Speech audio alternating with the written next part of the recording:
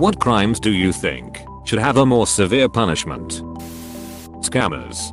They literally stealing or attempting to steal from you, and they take away your peace of mind with their intrusive calls. There are laws against that, but most of the scammers are operating outside the country they are scamming in. The problem is not that the law does not punish it. It is that the people committing the crime are outside the reach of the legal system. So what you're saying is, phone scamming should be considered a form of piracy. I am just amazed that spoofing someone's phone number happens. The claim that there is nothing that can be done to stop it seems disingenuous or downright false.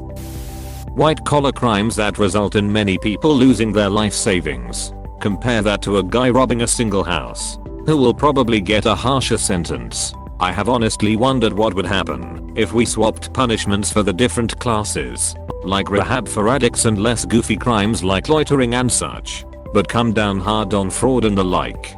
Death penalty for Madoff types. I cannot help but feel like they would actually be afraid of the consequences. Yup. Embezzlement from the elderly should also have severe consequences. You should watch Kit Boger on YouTube. He scams those types with a voice changer pretending to be an old lady. It is ducking amazing laughing.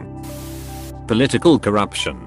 Courts of law is the rich and powerful's playground. Justice does not exist except for some cases.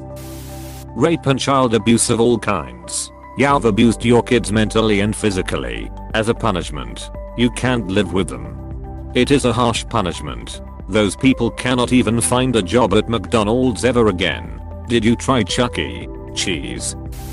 White collar crimes. This, and not prison or anything, because how does that benefit anyone? Seized assets and are banned from any kind of stock trading. Learn a craft or perish. They always get some huge fine, but the reason they commit the crimes usually is because the money they make outweighs the fines. And usually a half decent white collar criminal has already found ways to squirrel all of the money away to where it will never be found until they are out of prison. Littering. So much garbage everywhere. Agree. The punishment should be gathering 500 pounds of trash or an exorbitant fine. No fine. Fines are just a ticket for the rich. A punishment for X amount of trash. And a series of classes about nature and the damage littering causes. You could tie the fine to the net worth of the person. Perjury. It happens a lot more than people realize. Yet it gets dismissed so much that almost no one can really do anything about it. The courts are so clogged up as it is. It would have to be extremely severe for anyone in power to take notice. It is really hard to prove perjury outright most of the time anyways. They just have to have believed what they said to be the truth at the time. I still think that's a terrible excuse to get away with lying, but I know there is not an easy way to prove they knowingly did in a lot of situations. There are other ways to perjure, like lying to a judge. I have seen this actually, and making false affidavits. Yeah, it is a hard case to prove, and that's why I think the penalty should be harsher if it's proven. Wage theft. Wage theft is not even a crime in most situations. It is absolutely ridiculous. Steal 100 per paycheck per employee for years. Call an attorney and sue me. Steal 100 from the till just one time. The cops are arresting your butt. The poor steal from the rich. That's theft. The rich steal from the poor. That's business or economics. Pretty much any sex crime, especially when children are the victims. Way too many people get a slap on the wrist and a depressingly large number of people do not even get that. Also, animal cruelty. Sociopaths deserve zero sympathy or mercy. People who rape in Canada get a 3-year sentence, and even then the defense thinks they were in prison for too long. Never mind the fact they raped someone and are a danger to others. Man, you guys have it hard there in Finland. If you rape someone you get 1 year of prison, and probably half of that you will spend in conditional imprisonment. This country, as every Finnish person says, is a paradise for crime. But do not most of the Scandinavian countries have way lower rates of reoffending? I'm not saying 1 year is not far too short, but prison should be a place to rehabilitate. One of the things the US gets so wrong is putting no focus on that. So they go straight back to prison after getting out. There are some that cannot be fixed, but most can. All crimes against those who are likely to be taken advantage of can defend themselves properly. Children, the elderly and animals. especially sex crimes and abuse, and to lie about it, as it hurts alleged offenders and real victims. Crimes based on discrimination of gender, religion and race, online crime and white-collar crime, tax evasion.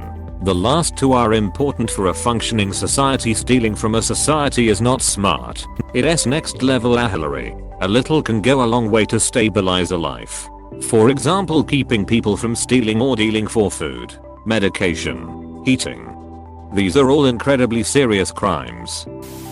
Animal cruelty and attempted kidnapping.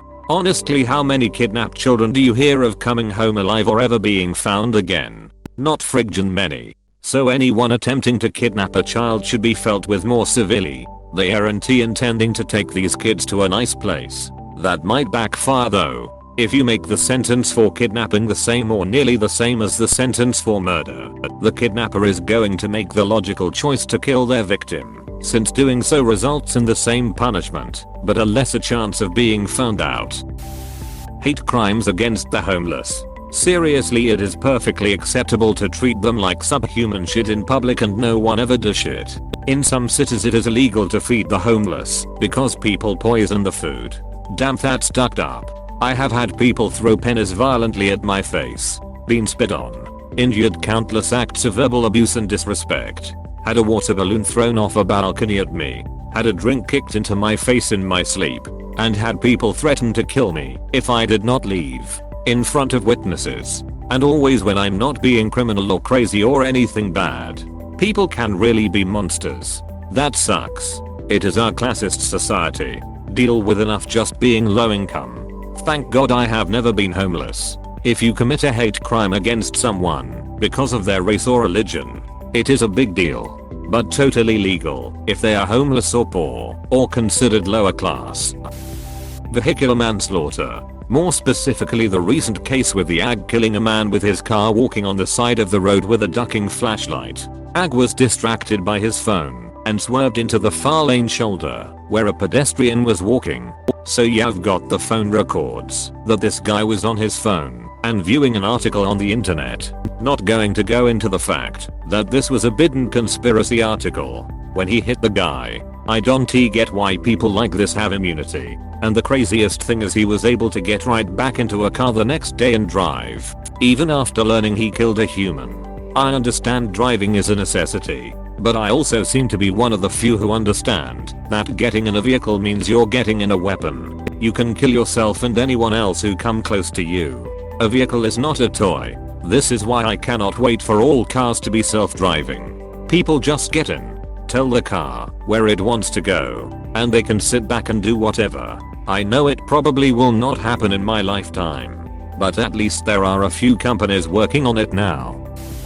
In general, maybe we should think in terms of prevention and victim compensation support rather than punishment. We all hate rapists, etc., but there is very little data suggesting that more severe punishments actually reduce violent crime. A rapist getting castrated does not undo the rapes, or even prevent future ones. I get that violent fantasies of revenge can feel satisfying emotionally, but if we want to actually aim for less crimes committed, we should base our strategies on science. Yeah.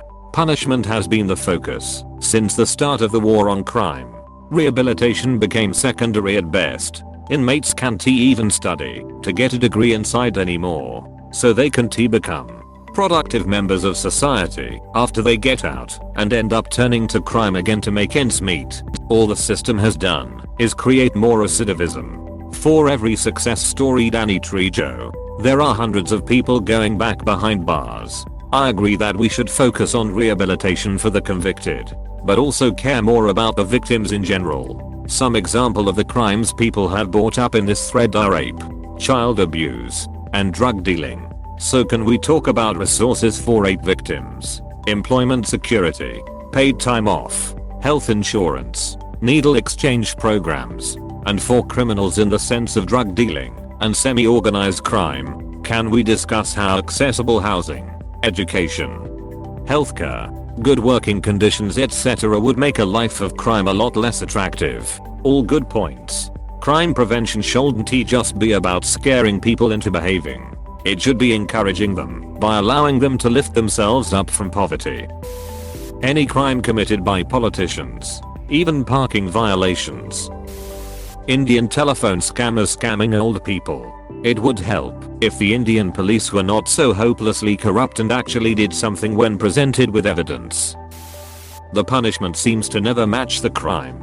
A drug dealer will get 40 years, yet a sex offender will get 5. This is completely backwards in my opinion, and should be reversed. I also do not personally believe in incarceration for most crimes. I believe if you get more than 10 years you should just be killed, as life in prison is a fate worse than death. Humanity as a whole should be focused on fixing this instead of taking the easy way out by handing out life sentences. A drug dealer will get 40 years, yet a sex offender will get 5. The problem is that crimes do not happen in isolation. On the books, crimes generally reflect what we want it to reflect. But there are so many other considerations. For example, for drug crimes, it is usually some form of the first crime has a minor sentence, the second one is greater, and the third offense is the big guns, 3 strikes and all that, and that's the one you hear about.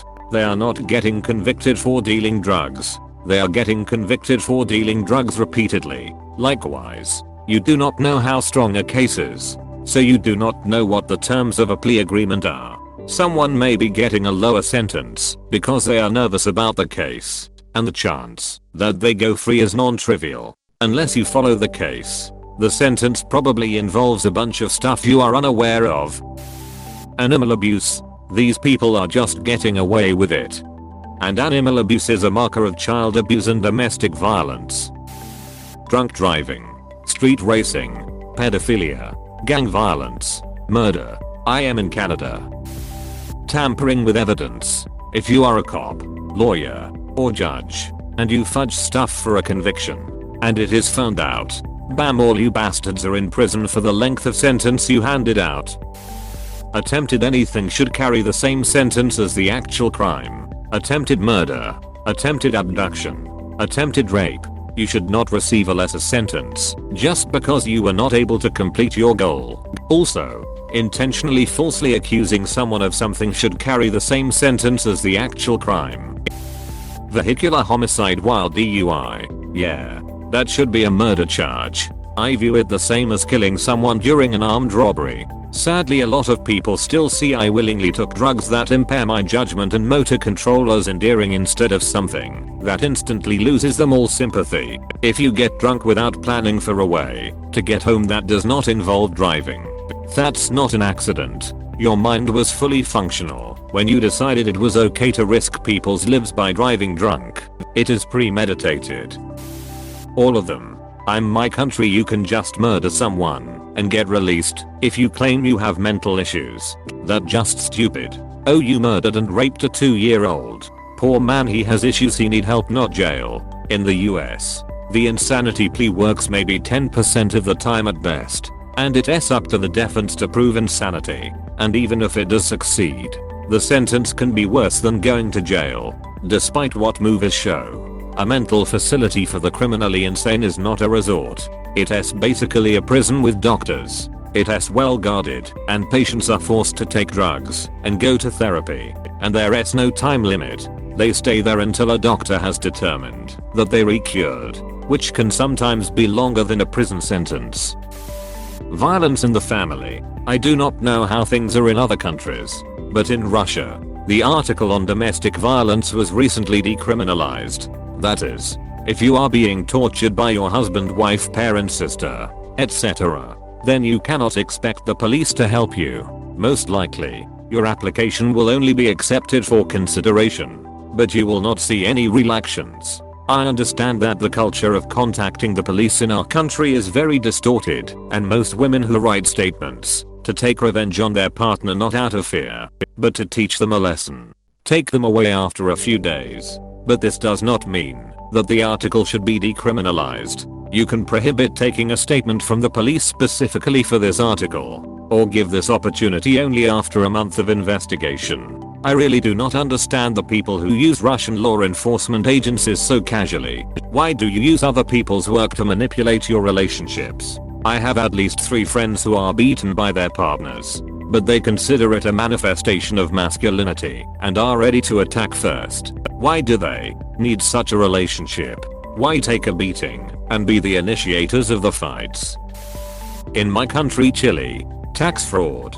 There was a famous tax fraud called Caso Penta. Their punishment was, and I'm not kidding, ethics lessons. As usual, rich people played by a different set of rules.